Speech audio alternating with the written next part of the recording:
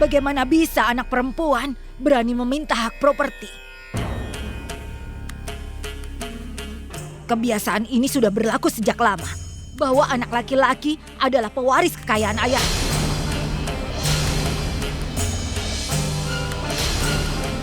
Lalu kenapa putri ini memberontak melawannya? Mereka bisa saja bilang begitu, tapi mereka tidak bisa merubah tradisi keluarga ini. Hanya Yufrat saja yang akan memiliki seluruh properti di sini.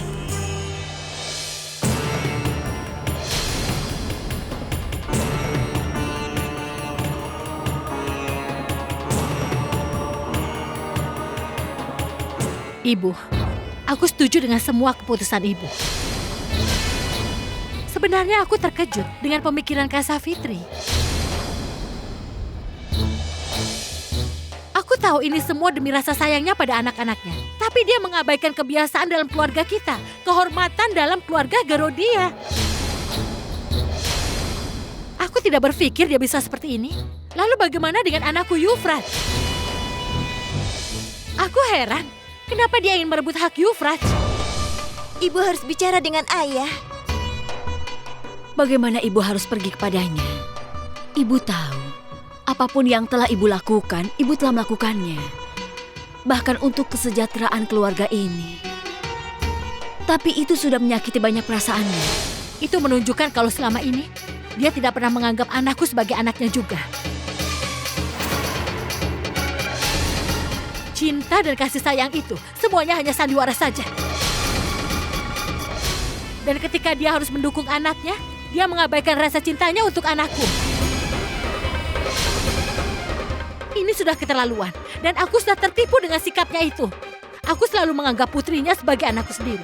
Aku tidak pernah menganggap mereka sebagai orang luar atau anak orang lain. Dan selama ini, aku tidak pernah membeda-bedakan antara anaknya dan anakku. Yufrat adalah pemilik sah properti ini. Dan dialah juga yang berhak atas semua ini.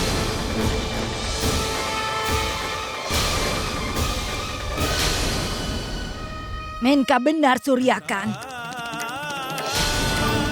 Kau tidak boleh memberikan kepadanya. Dia tidak bisa merebut hak putra dari keluarga kita. Ibu, kami semua mendukung Ibu. Ibu tenang saja. Iya, Bu. Kami tidak melakukan kejahatan. Bahkan kami sudah mengambil langkah ini untuk menyelamatkan keluarga kita dari tindakan yang salah. Ibu, kami tahu apapun yang sudah terjadi itu memang sulit untuk Ibu. Tapi kita harus melakukan sesuatu untuk menghindar dari bencana yang menjulang besar di atas kami, Bu. Sebuah bencana besar sudah menanti di depan rumah kita ini. Sebelum semuanya runtuh dan kita tidak bisa apa-apa selain hanya bisa berduka, maka kita harus menghentikannya. Kita harus menghentikannya, Bu.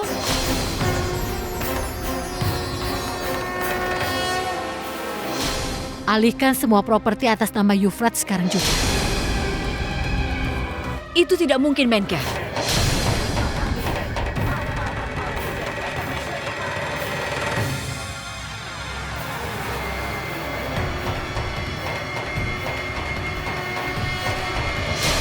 Itu tidak akan terjadi. Tapi Kak Safitri, kenapa semua itu tidak akan terjadi? Bukankah Yufrat yang akan menanggung saudara-saudara perempuannya di masa depan nanti? Dan menurut hukum, Yufrat harus mendapatkan properti ini sendiri.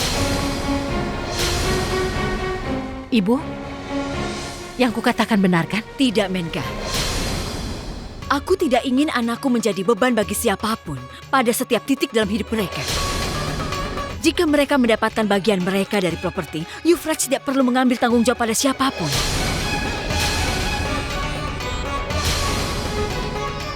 Aku ingin membuat anakku percaya diri. Bukan pasrah dari dukungan siapapun. Tapi Kak Safitri, Yufrat itu adalah... Sudah!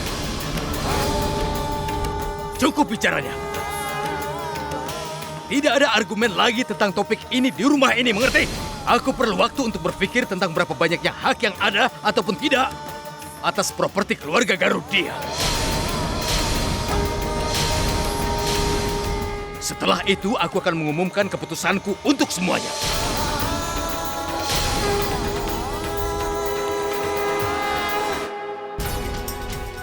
Ayah sudah meminta waktu.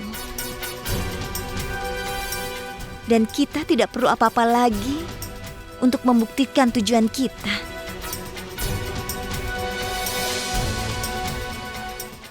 Sebelum mengambil keputusan apapun, kalian semua harus dengarkan aku dulu. Sebelum semua properti diatasnamakan ke Yufraj, aku tidak akan makan dan minum apapun dari rumah ini. Dan sekarang terserah pada kalian, mau setuju dengan keputusanku atau tidak.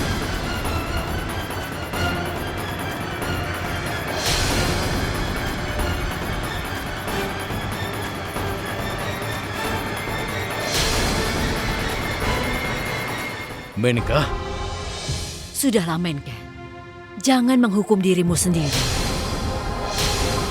Kau marah padaku, kan? Jadi katakan apa yang ingin kau katakan. Aku tidak akan merasa buruk. Tapi jangan lakukan kekejaman ini pada dirimu.